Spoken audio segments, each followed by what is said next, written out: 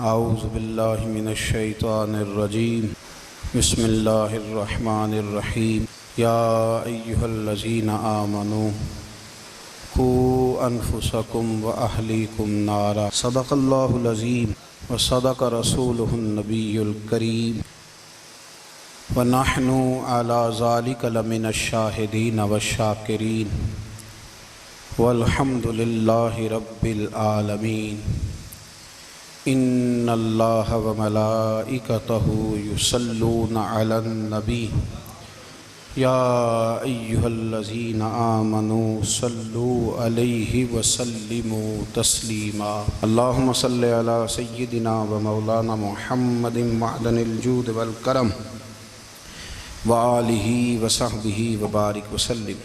حمد و صلاۃ کے بعد عزیز دوستو، بزرگوں اور بھائیوں، امیر المومنین خلیفۃ المسلمین مراد مصطفیٰ صلی اللہ تعالی علیہ وسلم حضرت سیدنا عمر فاروق رضی اللہ تعالیٰ عنہ کو 26 ذی الحج کو زخم لگا تھا، قاتلانہ حملہ آپ پر کیا گیا تھا، اور 1 محرم الحرام کو اسلام کے اس بطل جلیل، اس قائد، اس لیڈر اور دنیا اسلام پر اپنی سیرت کے انمٹ نقوش چھوڑنے والے اس خوبصورت انسان نے دنیا سے پردہ فرمایا۔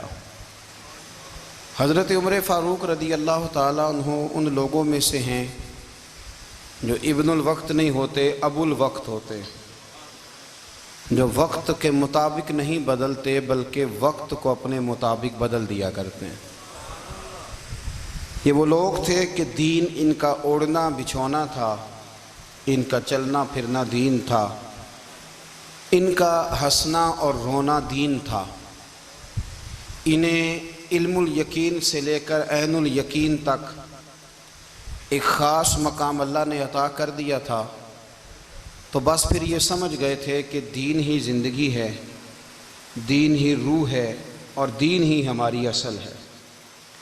نبی کریم صلی اللہ تعالیٰ علیہ وسلم نے فرمایا کہ میں نے خواب دیکھا ہے، کچھ لوگوں کو میں نے قمیضیں پہنے ہوئے دیکھا، کچھ کی قمیضیں ناف تک تھیں، کچھ کی پیٹ تک تھیں، اور کچھ کی گھٹنوں تک تھیں۔ عمر، میں نے تمہیں بھی دیکھا ہے، تمہاری قمیض تو پیروں سے ٹکرا رہی تھی۔ تو حضرت عمر کہنے لگے، حضور خواب کوئی دیکھتا ہے، تعبیر کوئی بتاتا ہے، پر یہاں کمال یہ ہے کہ خواب بھی آپ نے بتایا ہے، تعبیر بھی آپ ہی بتائیں گے۔ حضور پھر بتا دیں اس خواب کی تعبیر کیا ہے۔ تو حضور نے فرمایا تعبیر یہ ہے کہ کسی کا دین ناف تک، کسی کا گھٹنوں تک، کسی کا پیٹ تک، اور عمر تو سارا ہی دین میں لپٹا ہوا ہے، تو سارا ہی دیندار ہے، سارا ہی۔ حضرت عمر فاروق رضی اللہ تعالیٰ عنہ آئیڈیل ہیں، ایک ہیرو ہیں۔ ان کی زندگی کے درجنوں پہلو ہیں، ہر سال ہم ایک پہلو بیان کر دیتے ہیں، کبھی عدل و انصاف پہ بات کر لیتے ہیں، کبھی نظام حکومت پر۔ ان کی زندگی کا ایک پہلو آج بھی ہماری گفتگو کا عنوان رہے گا، پر حضرت عمر کا مرتبہ اور مقام یہ ہے کہ نبی کریم علیہ السلام نے فرمایا کہ جبریل امین 950 سال میرے عمر کی شان بیان کریں تو عمر کی شان ختم نہیں ہوتی۔ 950 سال اگر حضرت جبریل بھی بیان کریں تو یہ مقام ہے سیدنا فاروق اعظم کا۔ اللہ تبارک و تعالیٰ نے جس طرح سارے نبیوں میں شان حضور کو عطا فرمائی، اسی طرح تمام نبیوں کے حواریوں میں سب سے زیادہ شان حضور کے غلاموں کو عطا فرمائی۔ قرآن مجید میں اللہ کریم نے فرمایا، یا ایھا الذین آمنوا قوا انفسکم واہلیکم نارا، فرمایا اے ایمان والو، خود بھی جہنم کی آگ سے بچو اور اپنے گھر والوں کو بھی دوزخ کی آگ سے بچاؤ۔ خود بھی بچو اور اپنے گھر والوں کو بھی، کس کو جی؟ ہماری ساری نصیحتیں باہر والوں کے لیے۔ باہر ہمیں بہت بڑا لیکچر بھی دینا پڑے تو چلتا ہے، بہت بڑی داستان سرائی بھی کرنی پڑے تو چلتی ہے، سٹیٹس اور معیار یہ ہے کہ سارا کچھ باہر والوں کے لیے، اور گھر کے وہ پھول جن کی آبیاری بھی ہم نے کرنی تھی، کو جڑی بوٹیاں اور گائیں تو وہ کاٹنی بھی ہم نے خود تھی، دھوپ اور چھاؤں کا خیال بھی ہم نے رکھنا تھا، وہاں ہماری نظر نہیں ہوتی۔ پڑوسی کے بچے کیا کر رہے ہیں یہ سارا پتہ ہوتا ہے، اور میرے گھر میں کیا گل کھل رہے ہیں اس کی مجھے خبر نہیں ہوتی۔ حضرت عمر فاروق نے جب یہ آیت نازل ہوئی تو فوراً عرض کیا، یا رسول اللہ صلی اللہ علیہ وسلم، اس کا کیا مطلب ہے کہ خود بھی دوزخ کی آگ سے بچو اور اپنے گھر والوں کو بھی بچاؤ؟ تو نبی کریم علیہ السلام نے فرمایا، عمر اس کا مطلب یہ ہے کہ جن چیزوں کا اللہ رسول تمہیں حکم دیتے ہیں تم اپنے گھر والوں کو ان چیزوں کا حکم دو، اور جن چیزوں سے اللہ رسول تمہیں منع کرتے ہیں تم اپنے گھر والوں کو بھی ان چیزوں سے منع کرو۔ حضرت عمر فاروق کی زندگی میں جو چیز آپ کو بہت زیادہ ملے گی نا، وہ یہ ہے کہ آپ نے جتنا کڑا احتساب محاسبہ باہر والوں کا کیا ہے نا، اس سے زیادہ بڑھ کے اپنا اور اپنے گھر والوں کا کیا ہے۔ یہ بڑا عجیب معاملہ ہے کہ ہم جتنے لوگ ہیں ہمارا معیار یہ ہے کہ سامنے والا غلط ہے اور میں ٹھیک، یعنی دوسرے کا بچہ گلی میں نظر آ جائے تو اس کی غلطیاں نکلنی شروع ہو جائیں گی، اور میرا بچہ سارا شہر گھوم آئے ایک ٹائر پہ موٹر سائیکل پہ، تو ہم کہتے ہیں کہ ابھی بچہ ہے، انشاءاللہ سیانا ہو جائے گا۔ اگر ابا جی آج تک سیانے نہیں ہوئے کہ اس کو سمجھا لیں، تو پھر بیٹے کا سیانا ہونا تو ہو سکتا ہے کہ وہ 60-70 سال لگ ہی جائیں۔ گھر کے اندر جب تک توجہ نہیں ہوتی، اور سب سے پہلے جب تک اپنی ذات پر توجہ نہیں ہوتی، تو والد کا جب تک کردار بچے نہیں دیکھتے جب تک، اتنی دیر تک ان کا تبدیل ہونا ممکن نہیں ہوتا۔ حضرت عمر فاروق رضی اللہ تعالیٰ عنہ نا باہر والوں کا بھی بڑا سخت حساب کرتے تھے۔ بڑا ایک گورنر صاحب نے لباس بڑا شاندار پہننا شروع کر دیا تھا، تو حضرت عمر نے اتروا کے نا تو انہیں ٹاٹ کا لباس پہنا کے تو اونٹ چرانے کی ڈیوٹی دے دی تھی، اتنا سخت احتساب کرتے۔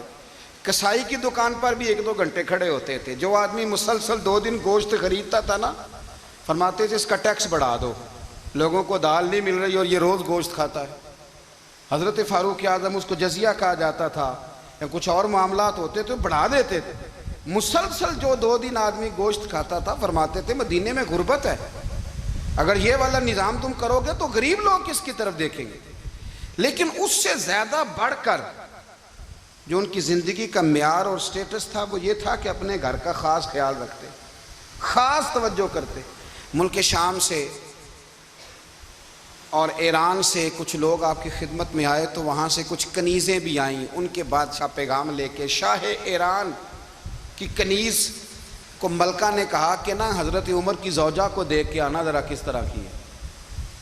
ہمارے ملک میں کیا کہتے ہیں، خاتون اول، جی خاتون، باقی سارے دوؤں میں خاتون اول، ذرا خاتون اول کو دیکھ کے آنا۔ تو وہ جب آئی نا گھر میں ملنے، تو کہا کہ مجھے میری ملکہ نے کہا تھا کہ عمر کی زوجہ سے، اہلیہ سے ملاقات کر کے آنا۔ تو حضرت عمر کی اہلیہ نے نا ایک جوڑا کپڑوں کا دے دیا ملکہ کے لیے، اور ایک خوشبو کی شیشی دے دی۔ اب جب وہ تحفے وہاں گئے تو اس ملکہ نے نا کچھ سونے کا سامان بھیجا، کچھ زیورات بھیجے، کچھ تحائف بھیجے۔ جب حضرت عمر کے گھر آئے نا، وہ خادم لے کے آیا، اس نے کہا جی آپ کی اہلیہ نے تحفے بھیجے تھے، تو جواب میں شاہ ایران کی بیوی نے، یہاں جس ملک کا وہ سفیر تھا، انہوں نے بھی یہ بھیجے۔ تو حضرت عمر فاروق نا وہ تحفے لے کے گھر گئے، تو جا کے کہنے لگے اپنی اہلیہ سے، یہ تو کب سے تحفے تحائف بھیجنے لگ گئی ہے، یہ کب سے نظام شروع ہو گیا؟ تو کہ حضور تحفہ دینا لینا تو ٹھیک ہے، سنت ہے، محبت بڑھتی ہے، تو یہ کوئی قباحت نہیں، اور میں نے اپنی ذاتی استعمال کے لیے جو چیزیں رکھی تھی وہ میں نے دی ہیں۔ تو حضرت عمر فاروق رضی اللہ تعالیٰ عنہ فرمانے لگے، ہم نے کسی ملک کے ساتھ اور اس کے بادشاہ کے ساتھ ذاتی تعلق نہیں بنانا، تعلق جو بھی بنے گا رسول اللہ کے دین کی برکت سے بنے گا۔ ذاتی رشتے نہیں ہم نے قائم کرنے، ذاتی۔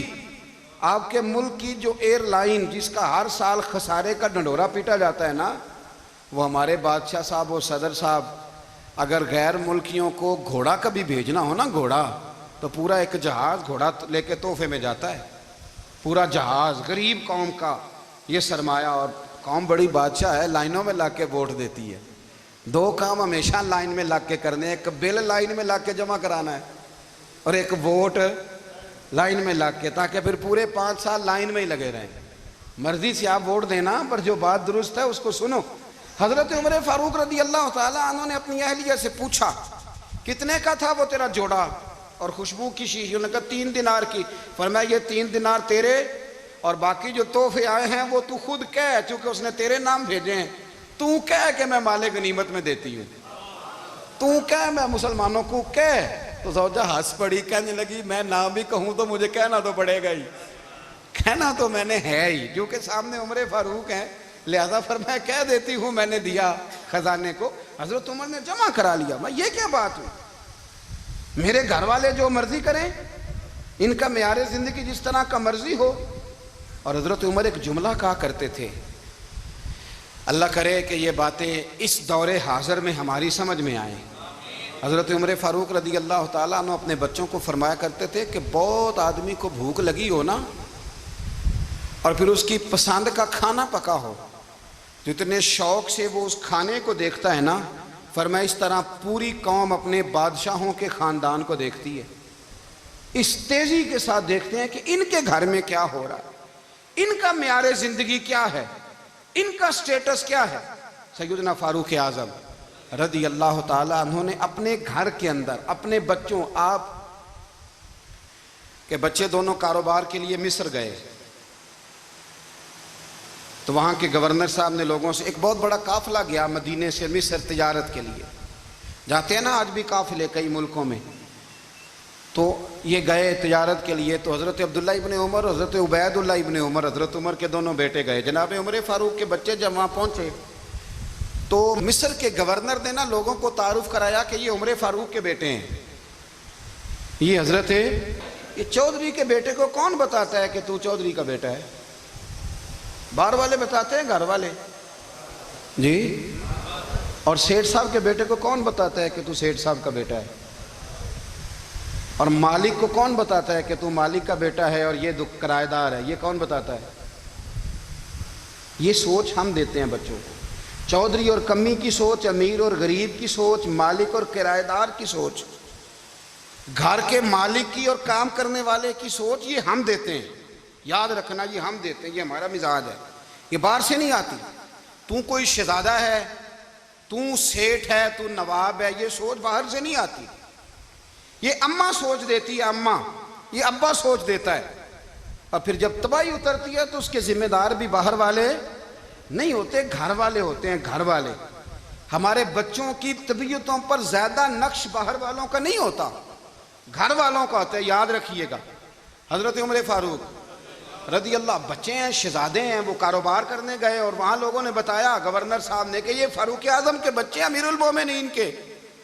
لوگوں نے ان سے زیادہ مال خریدا، تجارت میں زیادہ نفع ہوا. ظاہر ہے کہ وہ آپ کے جو اللہ خیر کرے حکمران ہیں، ان کے کاروبار کتنے ملکوں میں ہیں، کس بنیاد پر ہیں؟ وہ صرف اس بنیاد پر کہ وہ حکمران رہے، ان کے لیے آسان تھا بڑے لوگوں سے تعلقات بنانا. حضرت عمر فاروق رضی اللہ تعالیٰ عنہ کے بچے ڈھیروں مال کما کے جب واپس آئے نا، تو حضرت عمر سے آ کے بچوں نے بطور محبت کا، ابا جی اللہ نے بڑا ہی فضل کیا ہے، بڑا مال کمایا الحمدللہ، یہ دیکھیں کتنا نوازا ہے. تو حضرت عمر کہنے لگے سارے قافلے نے اتنا ہی کمایا ہے؟ سارے قافلے نے اتنا ہی کمایا ہے؟ کہ حضور نہیں، سارے قافلے نے اتنا نہیں کمایا، سب کو اتنا نہیں ملا. وہ تو وہاں گورنر صاحب نے لوگوں کو تعارف کرایا تھا کہ یہ عمر کے بچے ہیں، تو لوگوں نے پھر ہم سے بڑا ہی خریدا. تو حضرت عمر فرمانے لگے ٹھیک ہو گیا، میں بات سمجھ گیا ہوں، اس طرح کرو جو تمہاری اصل زر تھی نا، جو راز تھی، وہ رکھ لو اور باقی سارا مال مال خزانہ میں جمع کرا دو.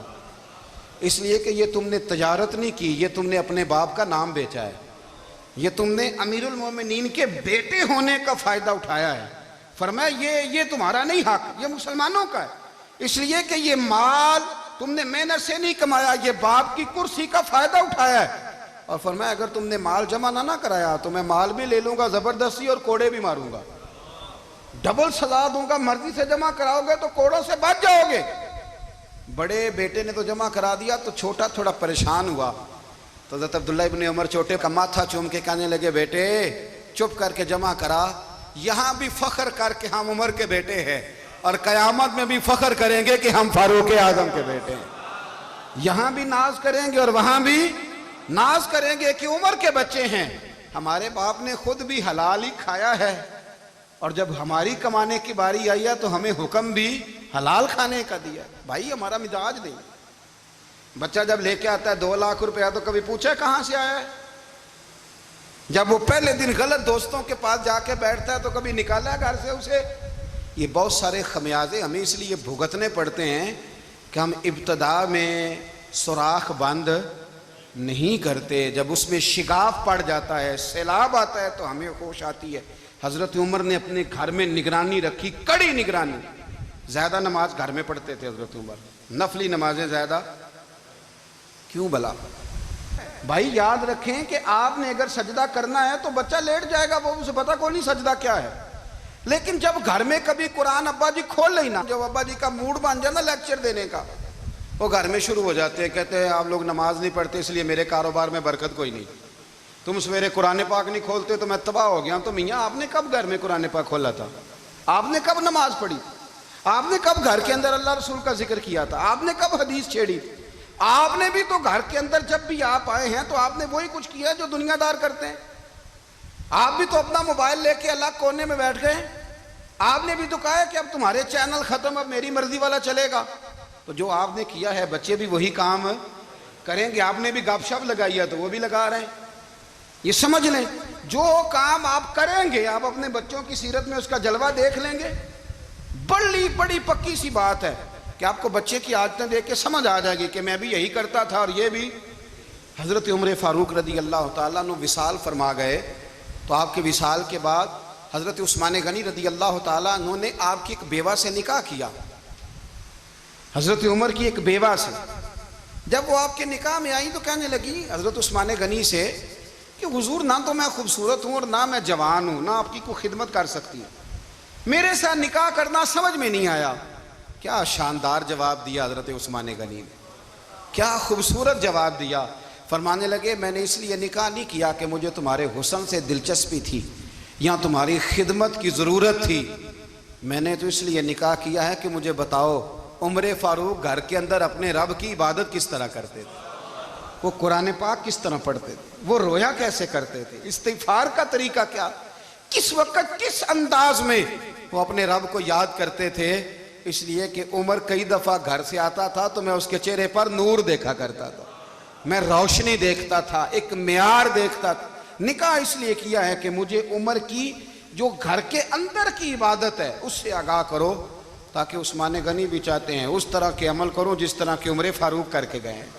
بھائی جب تک ہم اپنے گھر میں وہ توجہ نہیں دیں گے، وہ مزاج دیکھیں نا، ہمارے گھروں میں جب نقشہ پاس ہوتا ہے تو ٹی وی لان بھی اس میں ہوتا ہے، ڈرائنگ روم بھی ہوتا ہے، نماز کی جگہ بھی ہوتی ہے نقشے میں۔ صحابہ جب گھر بناتے تھے تو ایک مسجد بیت کا نقشہ پاس کرتے تھے، ذہن میں رکھتے تھے کہ یہ کونا نماز کے لیے، وہاں جوتے لے کے کوئی نہیں جائے گا، وہاں نماز پڑھی جاتی تھی، عورتیں وہاں اعتکاف کرتی تھیں۔ ٹی وی لان تو آ گیا ہے اور گھر کے اندر ٹی وی رکھنے کے لیے تو ایک کمرہ الگ سے بنا دیا گیا ہے، اور اب جو نئے نقشے پاس ہو رہے ہیں اس کے اندر گھروں کے اندر جگہ بنائی گئی ہے جہاں کمپیوٹر رکھے جائیں اور بچوں کے لیے وائرنگ ہوگی نیچے تاکہ انہیں کوئی مشکل درپیش نہ ہو۔ یہ ساری چیزیں ہم نے نہانے کے لیے گھروں کے اندر اتنے بڑے واش روم بنائے ہیں کہ لگتا یہ ہے کہ سوائے نہانے کے اور کام ہی نہیں کوئی گھر میں ہوگا، ہر چیز آ گئی۔ پر اللہ کرے کوئی تفسیر بھی ٹیبل پہ پڑی نظر آئے، کوئی حدیث کی کتاب بھی ٹیبل پہ پڑی نظر آئے۔ اللہ کرے کہ جس طرح ابا لطیفہ سن کے آتا ہے تو جب تک سنا نہ لے اسے ہضم نہیں ہوتا، اللہ کرے کہ وہ جمعے میں بیان سن کے جائے تو اس کا بھی دل کرے میں اپنے بچوں کو سناؤں، وہ نبی پاک کی کوئی حدیث کہیں سے سنے تو گھر جا کے سنائے۔ جب تک یہ معیار نہیں بنتا آپ کیسے توقع کرتے ہیں کہ گھر کے اندر اللہ کی رحمتیں نازل ہوں گی؟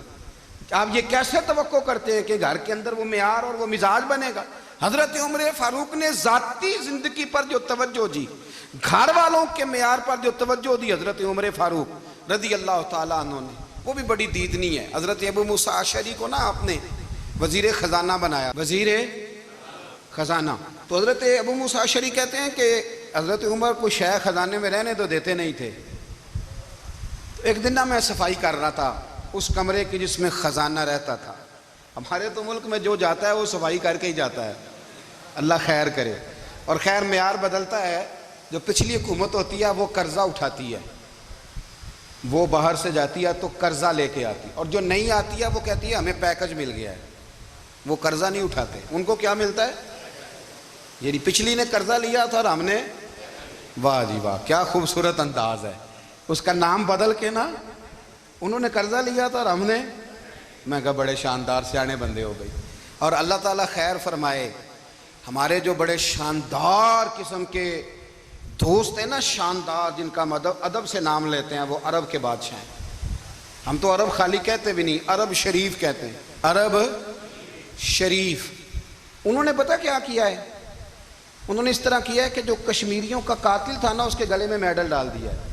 یہی کام وہ کرتے رہتے. انہوں نے پہلے انہیں بلا کے مندر بھی بنوائے تھے, ہمیں کوئی شکوہ نہیں, ان کی زمین ہے, اللہ تعالیٰ توفیق عطا کرنے والا ہے. پر خیال یہ تھا کہ چلو کشمیریوں کے زخموں پر نمک نہ چھڑکتے, 2 مہینے انتظار کر لیتے, کچھ حالات سنور جاتے, کچھ تھوڑا انتظار. ہیں ہمارے دوست, ہمارے وزیر اعظم صاحب جب جاتے ہیں تو وہ پھولوں کا ہار ڈالتے ہیں ہمارے دوست. لیکن انہیں وہ حدیث یاد نہیں کہ نبی پاک علیہ السلام نے فرمایا جب میرے مومن کو تکلیف ہوتی ہے تو مجھے بھی گنبد خضرا میں تکلیف ہوتی ہے. انہیں نہ کشمیریوں کا خون یاد نہیں آیا, انہیں برہان وانی کی کٹی ہوئی لاش یاد نہیں آئی, انہیں 30,000 بیوہ عورتیں 30,000 بیوہ عورتیں یاد نہیں آئی, 30,000 بیوہ عورتیں جن کے سہاگ اجڑ گئے, اور انہیں 1.25 لاکھ یتیم بچہ یاد نہیں آیا جو یتیمی کی زندگی گزار رہا ہے. اور اس کے باوجود بہت بڑے ذمہ دار ہے وہ. مجھے پڑھ لینے دو آج احمد فراز کا شعر. وہ ہمارے مکتب کوئی ایسا نہیں کہ وہ مولوی تھا, وہ غیر جانبدار تھا, پر مجھے آج پڑھ لینے دو اس کا شعر. یہ کلیجے کا درد ہے, پڑھ لینے دو. اس نے کہا تھا کہ پڑھتا ہوں تو کہتی ہے یہ خالق کی کتاب ہے, مثل یہودی یہ سعودی بھی عذاب, اس قوم کے بارے میں کیا لکھوں فراز, کعبے کی کمائی سے جو پیتے ہیں شراب, کعبے کی کمائی سے جو پیتے ہیں شراب, اس قوم کے بارے میں کیا لکھوں فراز. کہ کعبے کی کمائی سے جو پیتے ہیں شراب, میں خیال نہیں آیا تمہارا صرف دین یہ ہے کہ قبریں گرا دو, مزارات گرا دو, فقط یہ دین ہے. کوئی نبی پاک کے روزے کی طرف منہ کرے تو اسے مشرک کہو, یہ دین ہے. اس کا نام مذہب رکھا ہے تم نے. مذہب تو اس کا نام ہے کہ جو رسول اللہ کا نام لینے والا ہے وہ ہمارا یار ہے, اور جو نبی پاک کا نام لینے والا نہیں, ہمارا اس سے کوئی تعلق ہے. یہ دین ہے. حضرت عمر فاروق کی سیرت سنا رہا ہوں, حضرت عمر کی. حضرت ابو موسیٰ اشعری نے ایک عیسائی کو منشی رکھا تھا, اکاؤنٹ آفیسر حضرت ابو موسیٰ اشعری نے. تو حضرت عمر فاروق بول پڑے, کہنے لگے تمہیں مسلمان کوئی نہیں ملا تھا, کلمہ گو نہیں تمہیں نظر آئے, کشمیریوں کی لاشیں نظر نہیں آتی, ان کا خون بہ رہا ہے, تباہی اتر رہی ہے, اور تم قاتل کو گولڈ میڈل پہنا رہے ہو. اور یاد رکھنا, جب مسلمانوں کی بچیاں روندی جاتی ہوں نا تو پھر اسلام امن کا درس نہیں دیتا, پھر اسلام جہاد کی بات کرتا ہے, پھر اسلام جہاد کی بات کرتا ہے, جہاد کی. وہ قومیں غیرت مند نہیں ہوتی کہ جن کے گھروں میں آگ لگی ہو اور وہ غیروں کو ہار پہناتی پھریں. اللہ کا کچھ خوف کرو, زندگی مختصر ہے. دبئی میں کتنے رہے اور کتنے چلے گئے, خدا را کچھ خدا. تم سے اچھے تو وہ نیو یارک کے رائٹر ہیں جو کم از کم اپنے کالموں میں کشمیر کی بات کرتے ہیں.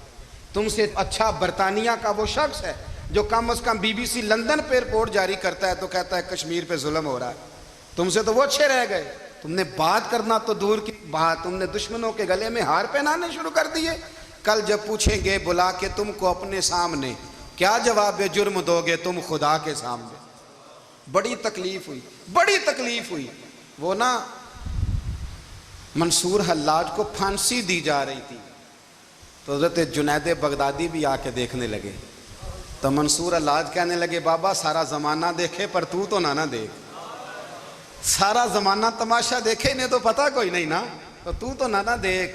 عرب شریف والو, ٹرمپ اسے انعام دیتا تو تکلیف کوئی نہیں تھی, ملکہ وکٹوریا اسے انعام دیتی تو تکلیف کوئی نہیں تھی, پر تم تو نہ ایسا کرتے.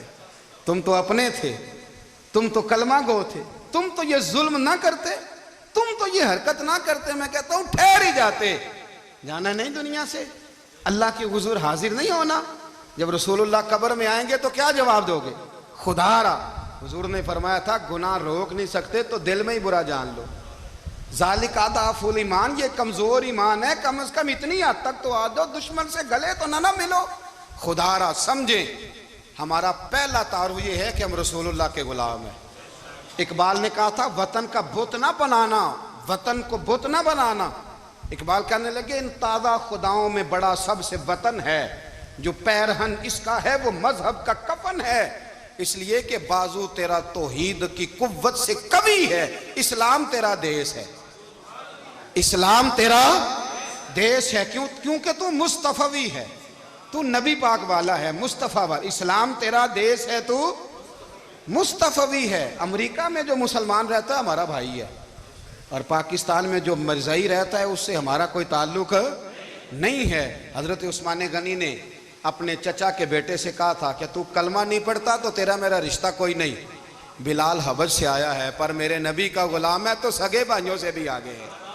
ہزاروں قومیں وجود میں آئیں دہر میں خشک و تر کے رشتے سے، پر ہم نے بنیاد دوستی رکھی یاد خیر البشر کے رشتے سے. اپنی ملت پر قیاس اقوام مغرب سے نہ کر، خاص ہے ترکیب میں قوم رسول ہاشم. کچھ خیال کرے، پہلا تعارف دین ہے، اگر دین نہیں تو پھر کسی وطن کی کوئی ضرورت. اس لیے کہ پاکستان کا تصور اقبال نے پیش کیا نا، تو اقبال کہنے لگے ان تازہ خداؤں میں بڑا سب سے وطن ہے جس کو تم بت بنا کے پوجتے ہو. ہمارا وطن تو ہمیں جان سے زیادہ پیارا ہے، پر پہلے پاکستان نہیں، پہلے اسلام. پہلے اسلام تیرا دیس ہے، تو مصطفی ہے. تو آمدہ برسر مطلب حضرت عمر فاروق رضی اللہ تعالی عنہ. حضرت سیدنا ابو موسیٰ اشعری کہتے ہیں کہ میں نے نا صفائی کی، مال غنیمت کی میں نے صفائی کی، تو ایک دینار مجھے نا کہیں پڑا ہوا مل گیا.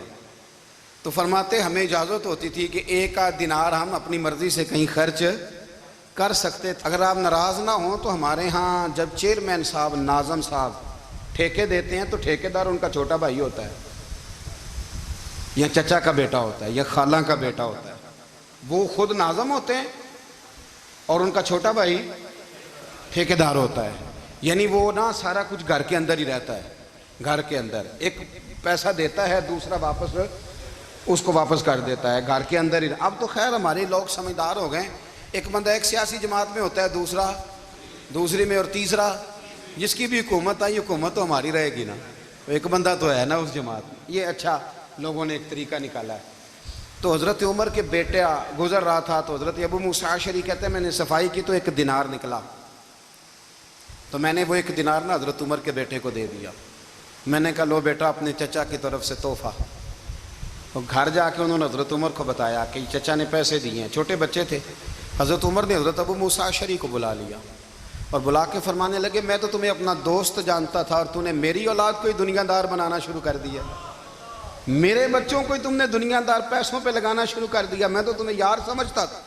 فرمایا تمہیں چاہیے تھا میرے بیٹے کو نصیحت کرتے کہ بیٹا پیسوں سے رب راضی نہیں ہوتا، اس کی رضا والے کام کیے جائیں تو رب راضی ہوتا ہے. اور فرمایا تمہیں کوئی اور گھر نہیں ملا تھا تباہ کرنے کے لیے، میرا ہی گھر ملا تھا. اٹھاؤ اپنا دینار اور خبردار آج کے بعد میرے بچوں کے ساتھ یہ والی نیکی نہ کرنا. اور ہمارا کیا سٹیٹس ہے، دوستی ہے یہ اس سے جو تحفے زیادہ دے، جو بچوں کو خراب کرنے میں مدد زیادہ کرے اس کے ساتھ یہ رہنا. حضرت عمر نے گھر پہ اور سب سے بڑھ کر اپنی ذات پہ توجہ کی. حضرت ابو مالک رضی اللہ تعالیٰ عنہ کہتے ہیں میں عمر کے پیچھے پیچھے ایک باغ میں گیا، اکثر اس باغ میں جایا کرتے تھے. اور عمر جا کے نا تو درخت کے نیچے بیٹھ گئے اور فرمانے لگے او امیر المومنین اللہ سے ڈر جا، ورنہ جس رب نے حکومت دی ہے وہ عذاب بھی بڑھا دے گا. ڈر جا رب سے. کبھی ساری زندگی حضرت عمر نے اپنا کوئی تعارف نہیں کرایا، کبھی نہیں. ایک بندے نے آپ کے سامنے تعریف کر دی آپ کی تو فرمانے لگے تو خود بھی ہلاک ہوا اور مجھے بھی ہلاک کر دیا، کیا ضرورت پڑی ہے میری تعریفیں کرنے کی؟ اتنی دیر میری تعریف میں لگائی، اللہ کا ذکر کرتا رب تجھے ثواب دیتا، حضور پہ درود پڑھتا تو رب تیرے اوپر رحمتیں نازل کرتا. کس چکر میں ہے؟ آج جتنا اچھی کوئی خوشامد کرے اتنی اچھی وزارت ملتی ہے، جتنی اچھی اس کو جو ہے وہ چاپلوسی کرنی آیا درجہ بھی اسے اتنا ہی اچھا ملتا ہے. حضرت عمر فاروق رضی اللہ تعالیٰ عنہ آپ کے بیٹے کہتے ہیں، صاحب فتوح الشام نے لکھا ہے آپ کے صاحبزادے کہتے ہیں میں نکلا تو میرے ابا جی نا اپنی پشت پر مشکیزہ رکھ کے کنویں سے پانی بھر کے آ رہے تھے۔ میں دوڑ کے آگے گیا، میں نے کہا ابا جی مجھے دے دے۔ فرمانے لگے بیٹا تیرا کیا خیال ہے، کوئی اور نہیں تھا مشکیزہ بھر کے لانے کے لیے، تیرا کیا خیال ہے؟ کہا ابا جی بڑے لوگ تھے پر آپ کیوں اٹھا رہے ہیں؟ فرمانے لگے نفس نا ذرا میرا بڑا ہو گیا تھا، اسے ذرا ذلیل کر رہا ہوں، ذرا اپنا محاسبہ کر رہا ہوں، یہ مجھے کہہ رہا تھا تو بڑی چیز ہے، تو میں نا ابھی مشکیزہ گھر رکھ کے آؤں گا، پھر تیری ماں نے مجھے کہا ہے کہ گھر میں لکڑیاں کوئی نہیں جلانے کے لیے، پھر میں جنگل سے لکڑیاں کاٹ کے لاؤں گا۔ اب میں امیر المومنین بن کے نا تو میرا نفس تھوڑا بڑا ہو گیا۔ اب یقین کریں ہمارا ہاضمہ خراب ہو جاتا ہے جب تک ہمارا تعارف صحیح نہ ہو، ہمارا تعارف ٹھیک نہ ہو، میں یہ ہوتا ہوں میں وہ ہوتا ہوں، چھوڑ مٹی دیں تے مٹی رہنا ہی، مٹی دیں تے مٹی دیں تے مٹی رہنا ہی، ایویں کادی بلے بلے، اج مٹی دے اتے بندیا تے کل مٹی دے تھلے، مٹی دیں تے مٹی رہنا ہی، کادی بلے، مجھے پوچھ لو مجھے جان لو میرا نام لے لو، میں بھی آیا ہوں، میں بھی ہوتا ہوں، میرا بھی یہ تذکرہ ہے، میں بدکار پرانا خادم کسے در ملی نہ ٹوئی، اے تے واصف یار نے نظر جو کی تھی تے واصف واصف ہی ہوئی۔ یہ تو بڑی بات کی بات ہے، تو بات کی بات ہے صاحب، ورنہ من نانم کے من نانم، جو ہم ہیں اس کا ہمیں پتا تو ہے نا بھائی۔ کبھی بھی یہ جو ذات کا چکر ہے نا میں بھی ہوں مجھے بھی، او بھائی یاد رکھو میں کون ہوں، یہ جو نام نمود اور یہ خواہشیں اور یہ جو وقار، یہ تو کمزور لوگوں کا طریقہ ہے، جس کو اپنا تعارف کرانا پڑ گیا اس سے بھی زیادہ کمزور کوئی ہے، فوٹو میں دکھاتا پھرتا ہے فلانے کے ساتھ فوٹو فلانے، تو کمزور بندے یہ کام کر۔ حضرت عمر فاروق اللہ اکبر، حضرت عمر جیسا بندہ 24 لاکھ مربع میل کا حکمران، اور شاہ روم کو خط لکھ کے کہتا ہے میں منت نہیں کرتا میں حکم دیتا ہوں، اتنا تگڑا بندہ۔ جنگ قادسیہ کے لیے حضرت سعد بن ابی وقاص کو بھیجا، فتوح الشام پڑھ کے دیکھیں۔ حضرت عمر بڑے پریشان ہیں، اتنے دن ہو گئے کوئی رپورٹ ہی نہیں آئی، اب تو موبائل ہے نا، تو ایک منٹ کی رپورٹ لیں آپ، بلکہ آپ ایک منٹ کی فوٹو لیں، آپ رپورٹ تو دور رہ گئی۔ حضرت عمر فاروق رضی اللہ تعالیٰ عنہ بڑے پریشان ہیں کہ قادسیہ میں حضرت سعد بن ابی وقاص کے ساتھ لوگ جہاد کرنے گئے، رپورٹ کوئی نہیں آ رہی، اتنے پریشان تھے کہ باہر نکل کے نا اس رستے پہ بیٹھ جاتے جو رستہ قادسیہ کی طرف سے آتا تھا، اس جو بھی آتا جاتا پوچھتے جنگ کے کیا حالات ہیں۔ ادھر جب اللہ نے فتح دے دی نا تو حضرت سعد بن ابی وقاص رضی اللہ تعالیٰ عنہ نے ایک قاصد کو خط دے کے بھیجا، کہنے لگے عمر کے پاس جاؤ، انہیں اطلاع دو کہ الحمدللہ اللہ نے اسلام کو فتح عطا کر دی۔ یہ حضرت عمر کو جا کے دینا، وہ بڑے پریشان ہوں گے۔ وہ جو اس زمانے میں اس طرح ہوتا تھا کہ کئی دور دور سے صحابہ جو دوسرے شہروں کے ملکوں کے رہنے والے ہوتے تھے وہ بھی آ کے شامل ہو جاتے تھے جہاد میں، کوئی ایک دفعہ مدینے آیا، کوئی 2 دفعہ آیا، پھر اپنے اپنے علاقوں میں بہت سارے لوگوں نے زیادہ دفعہ حضرت عمر کو دیکھا بھی نہیں تھا۔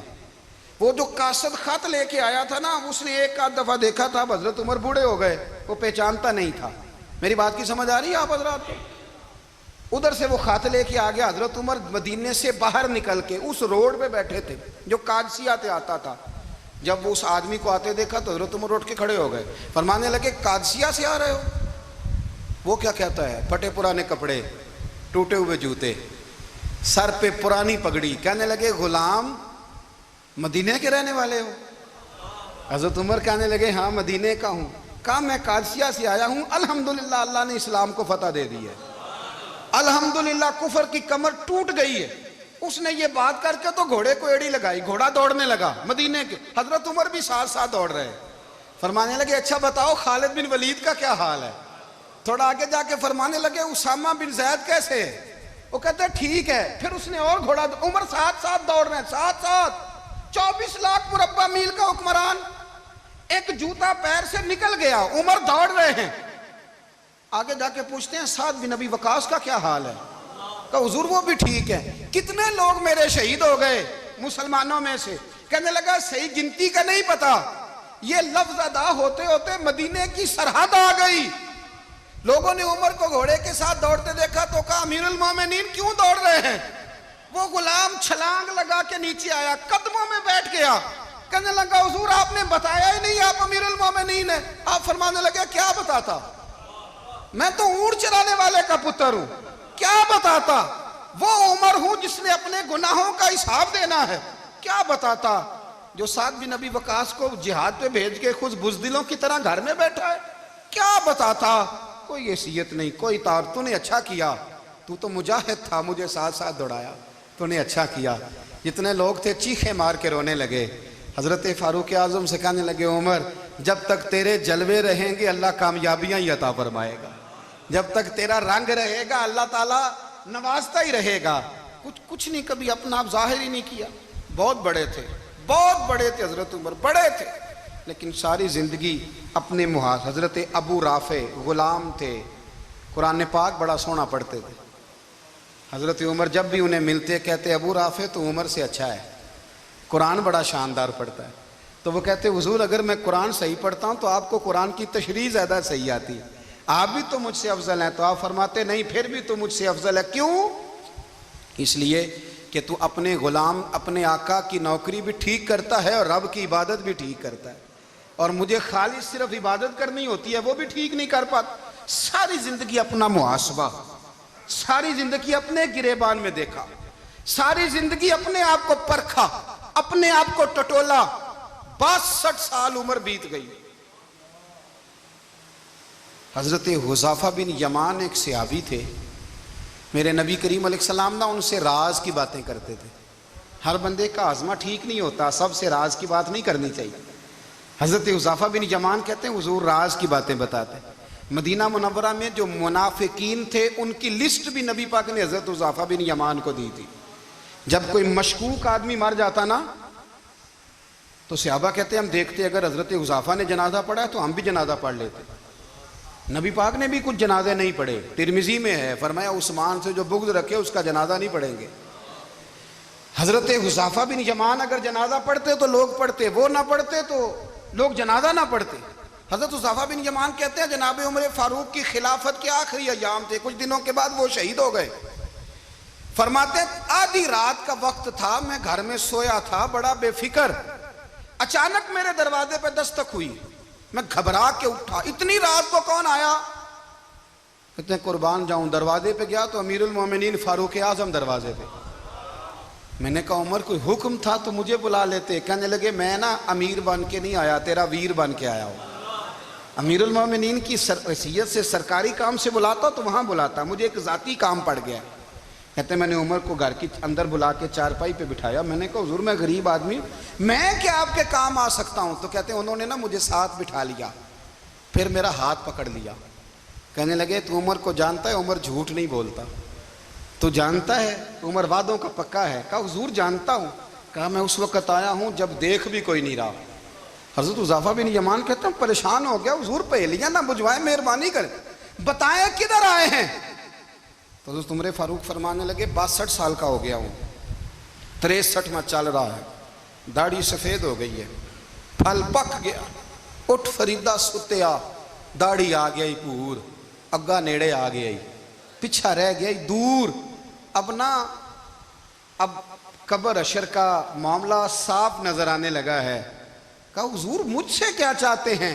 حضرت عمر رو پڑے، کہنے لگے آج میں عشاء کے بعد نکلا ہوں تو نبی پاک کے صحابہ مجھے نیک کہہ رہے تھے، پھر میں نے بچوں کی ماں سے اور بچوں سے بھی پوچھا ہے، وہ بھی مجھ سے راضی ہیں، پر حذیفہ تیرے ساتھ نبی پاک راز کی باتیں کرتے تھے، سچ بتا کہیں عمر کا نام منافقوں میں شامل تو نہیں؟ سچ بتا ان منافقین میں تو شامل نہیں، کہیں اوپر سے تو نہیں سارا کچھ؟ حضرت حذیفہ بن یمان کہتے ہیں میں باپ کے مرنے پہ اتنا نہیں رویا جتنا عمر کے سوال پہ رویا۔ میں قدموں میں بیٹھ گیا، میں نے کہا نہیں عمر یہ تو میں نے نہیں سنا، لیکن یہ میں نے نبی پاک سے ضرور سنا ہے کہ میرے بعد اگر کوئی نبی ہوتا تو عمر ابن خطاب ہوتا۔ یہ میں نے اپنے کانوں سے سنا ہے کہ عمر جس گلی سے گزرے شیطان رستہ بدل جاتا ہے۔